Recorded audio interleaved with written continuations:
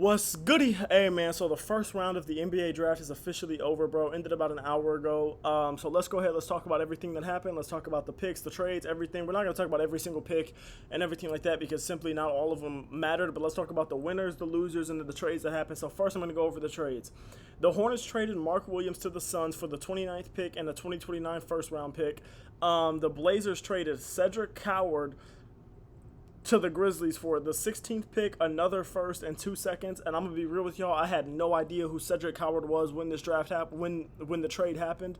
But now that some time has passed and everything like that, all that I've heard, everything that I've heard about him makes me think that trade is a win for Memphis way more than it is for Portland, because Portland is a team that's just in a really confusing place. And considering the fact that I didn't really love. You know what I'm saying? Their draft pick, which we'll talk about in a second. I just thought this was a kind of a stupid trade for Portland, but I mean, they ended up getting another first for it, and they got 2 seconds for it. So they got those 2 seconds back that they pretty much traded in the Anthony Simons trade, which I thought was a trade that they shouldn't have had to give up draft capital for. But whatever, man. It's something. If the Memphis Grizzlies can strike gold with him the way they did with a lot of other guys that they have found in recent drafts, then I think they'll be very happy with this trade.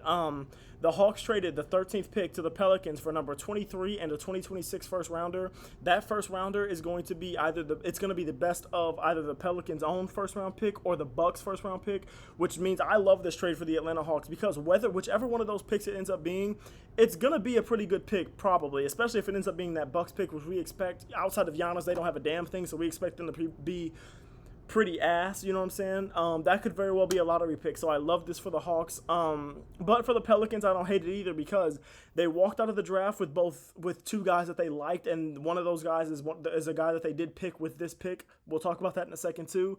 And I think both of the guys that they drafted, they have a ton of talent, they have upside, and they're guys that they like. So I don't hate that for the Pelicans either.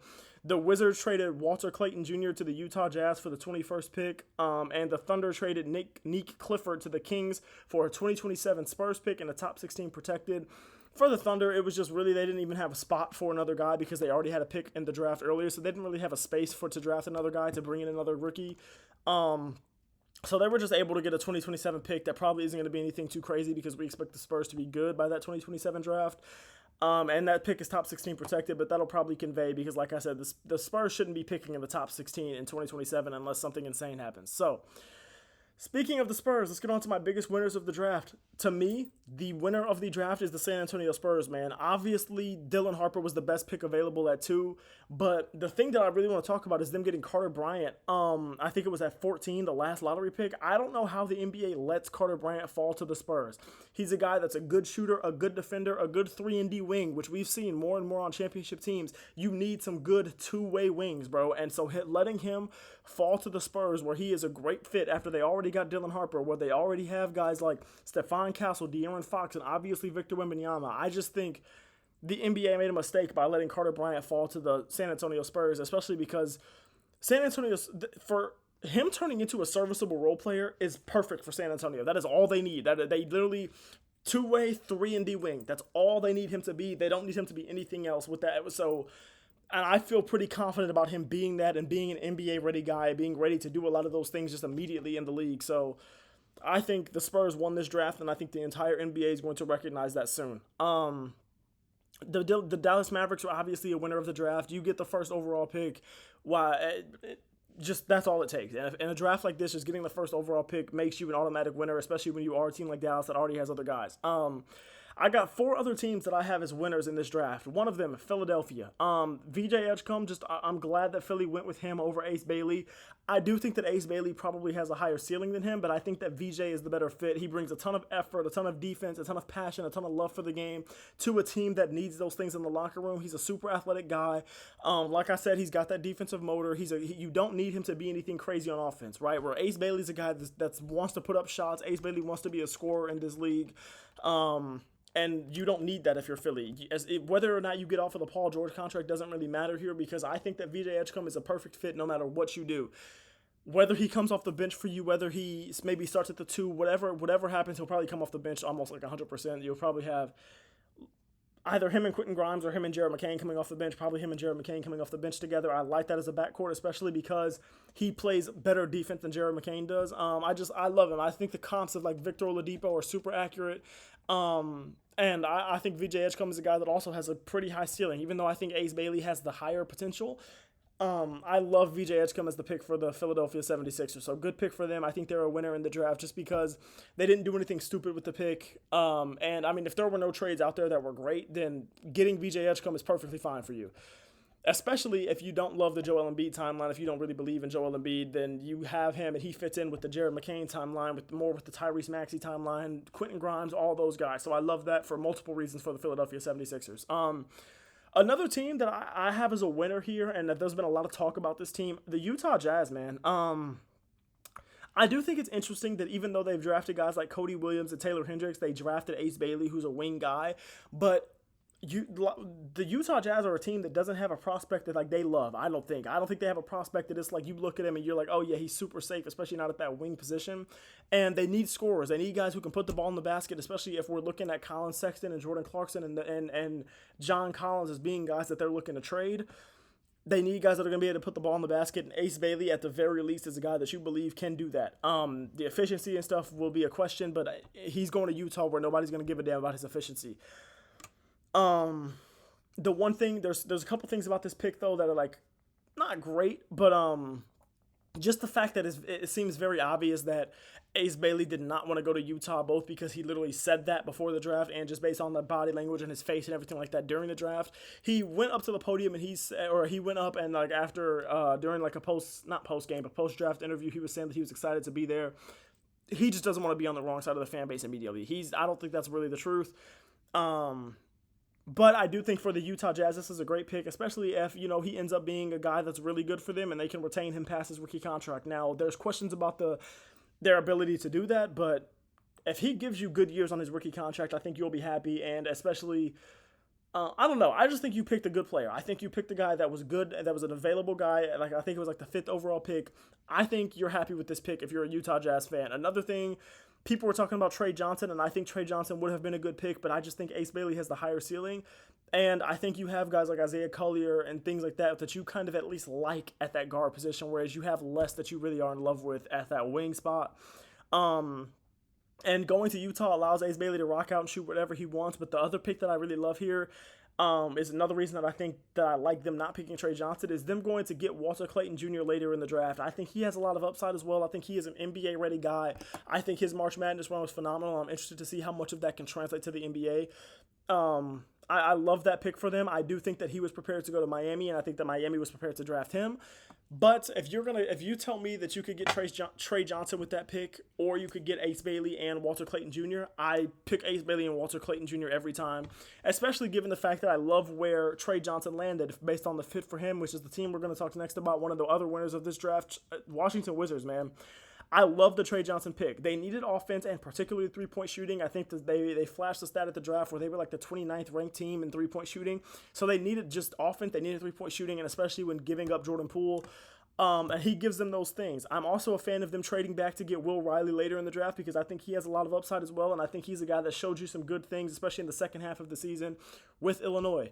And then my final winner of the draft is a team that I think a lot of people were hating on their trade, but it's the Phoenix Suns. I love them getting Mark Williams, even if that's just a one-year rental and he enters restricted free agency and you don't decide to match him next year.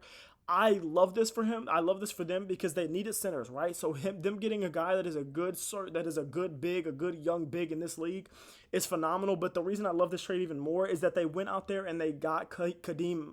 I want to say his name. I think it's like Kadeem or Kaleem Malwatch.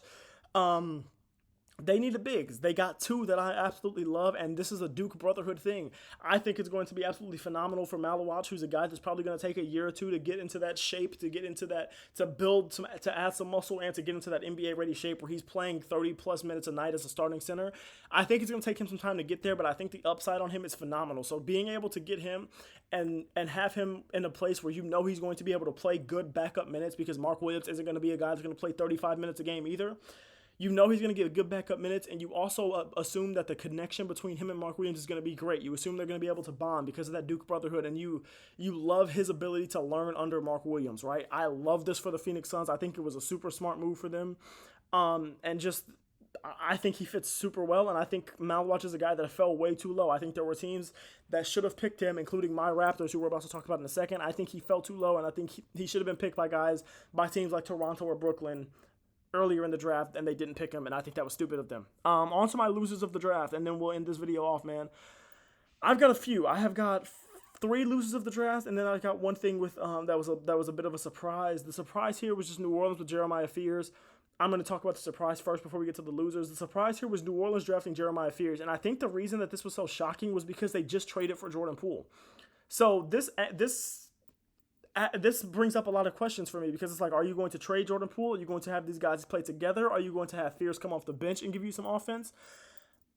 I just don't think the fit is great if you expect him to play alongside Jordan Poole, so I'm expecting that he will not end up playing alongside Jordan Poole. I'm expecting that he'll be a bench guy, or maybe you're going to move Jordan Poole. I don't know. But I just think it's really interesting, the timing of getting a guy like Jeremiah Fears. But I mean, at the same time, this is a team that has been needing a point guard. Jeremiah Fears is that. I'm not saying it was necessarily a bad pick, but what I am saying is that it was a surprise. But then I love New Orleans going out there, and I love them getting Derek Queen. People are talking about they're going to have like a fat front court with him and Zion. I don't care about none of that. He is a super young guy. He could easily trim that weight off. And I get that people say, well, yeah, but like when you're a little bit overweight as a younger guy, you're going to be more overweight as an older guy. I agree with that. That is most likely what happens in most cases. But I love Derek Queen. I think he has a ton of upside. And I think if you're not in love with Yves Messi, which apparently the New Orleans Pelicans are not like completely sold on Yves Messi, he gives you something different at that center spot than Yves Messi does. So having him come off the bench or doing whatever you do with him, I think is really, really good. I love the upside of him, and I was a little surprised that he fell as far as he fell as well. So I like this draft for them. It was just that original pick of Jeremiah Fears was a bit confusing. Now, on to my losers of the draft, my own Toronto Raptors, man. There was 2 picks in this draft that I absolutely hated. And the first one was the Toronto Raptors pick. You pick Colin Murray-Boyles, which I don't get at all. You pick him over Maluach, which is another reason that it pissed me off, because it's like you picked him over guys that were on the board that I think were not only better fits, but were also better players. The one thing I'll say about Colin Murray-Boyles, he's a great defender, right? We know that. Nobody has any questions about the defense. This is a guy that's like an insane, phenomenal defender. That is great for him, and everything like that. But the Raptors do not need another wing player, especially one that can't shoot. We already have Scotty Barnes, we have Brandon Ingram, we have all of these guys, and people are saying RJ Barrett's going to get traded. That's what everybody's saying, so we'll see. But we have guys who are wings that cannot shoot. The Raptors needed another center. All we have is Jakob Poeltl. We needed another center, and Maluach was sitting right there. All you have to do is go get him, and you get Colin Murray-Boyles, just doubling down on something a position that you already have. Doubling down on getting another wing that cannot shoot. I don't get it. Unless you're planning to trade Scotty Barnes, unless you're planning to trade Brandon Ingram at some point, unless you're planning to do some of these things, why do you go get Colin Murray-Boyles? And do you think that you can turn him into a good three-point shooter? Because if you do, I want to know why you think that. Like, what has given you... I just thought that was such a layup of a pick. I thought that it was so obvious that Masai Ujiri would go and get a guy like Maluach, and then for them to announce Colin Murray-Boyles, I immediately was writing in my notes while watching the draft, what? If my fiance wouldn't have been sleeping, my baby wouldn't have been sleeping right on the couch next to me while this was happening, I probably would have screamed her through something. Because what? I do not love that pick at all for the Raptors, man. We already didn't get as much love in the lottery as we might have wanted to. So for us to get, I think it was the 9th pick, and then to do that, I didn't love it. Another pick that I absolutely hated, and I hated pretty much every single pick for this team, man. It was Brooklyn drafting Igor Demin.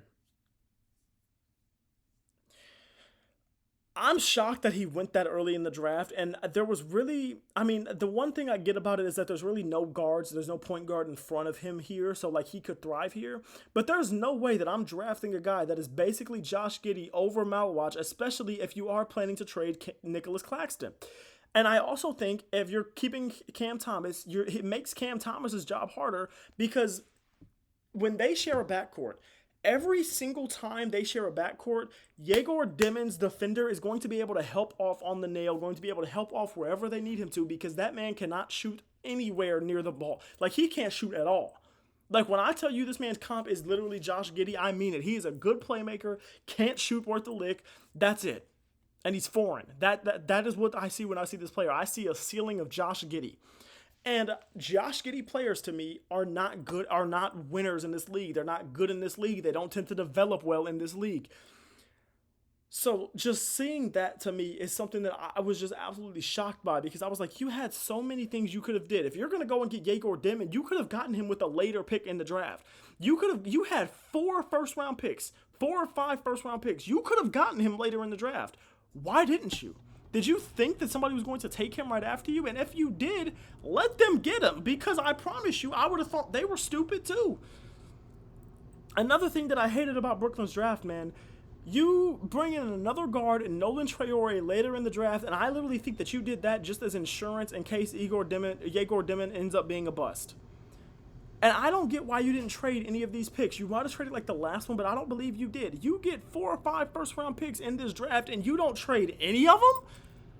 In a draft where there's so much talent that you could have traded up to get, you didn't trade any of them?